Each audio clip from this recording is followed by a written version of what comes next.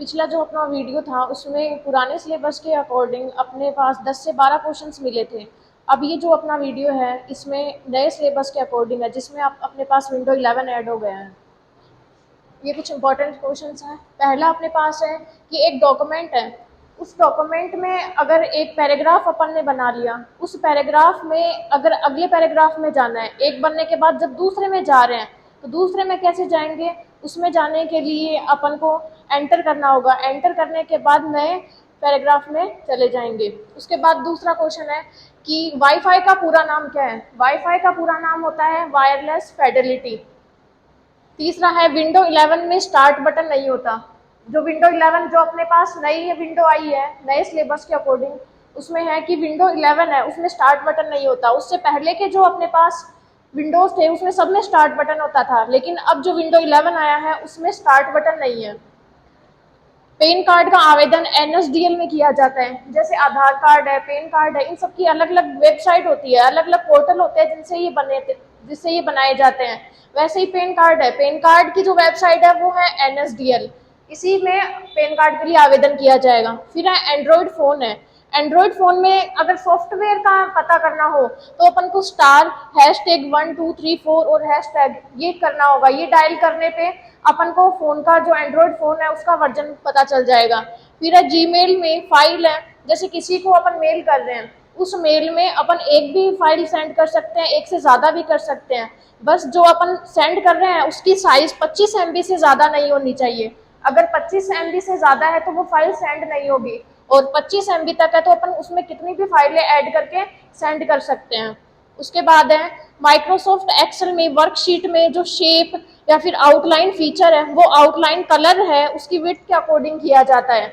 अगला है नए मतदाता का पंजीकरण। जैसे अपन ने पैन कार्ड का पढ़ा था, पैन कार्ड है वो एनएसडीएल से होता है, उसी प्रकार अपने पास मतदाता का है। जैसे वोटर आईडी होती है वो एनवीएसपी पोर्टल में बनती है।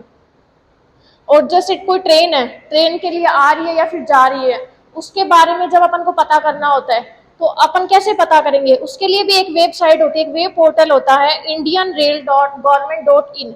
इस वेब पोर्टल पे अपन को ये पता चलता है कि कोई ट्रेन कब आ रही है, कब जा रही है, कौन से स्टेशन पे वो रुकेगी। तो सारी जो चीजें हैं अगर ट्रेन के बारे में अपन को पता करनी होती है तो वो अपन करेंगे indianrail.government.in पे।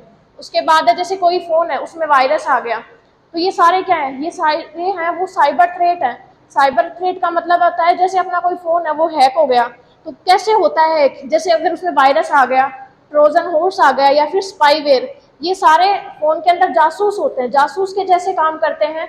इनसे अपना फोन है वो हैक होता है। बस टोपोलॉजी में लिंक और नोट्स है वो एक केबल से जुड़े होते हैं, जैसे एक एक से जुड़े होते हैं। इनमें एक नोट्स होता है, वो सारे नोट्स है वो एक एक केबल से जुड़े होते हैं। उसके बाद है जैसे क्रेडिट कार्ड है, क्रेडिट कार्ड में टोटल 16 नंबर होते हैं, लेकिन उसका जो सीवीवी नंबर है वो 3 नंबर का होता है, तो ये इंपॉर्टेंट है।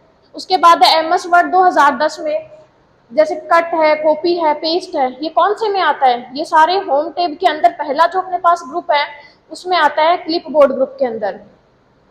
टाइम न्यू रोमन ये एक फॉन्ट है, होम टैब के अंदर अपने पास जो फॉन्ट ग्रुप है उसके अंदर जो फॉन्ट है उसमें टाइम न्यू रोमन एक फॉन्ट है, जिसमें अपन जो फॉन्ट ले रहे हैं वो अलग अलग स्टाइल में लेते हैं। तो अलग अलग स्टाइल चेंज करने के लिए टाइम न्यू रोमन एक फॉन्ट का नाम है।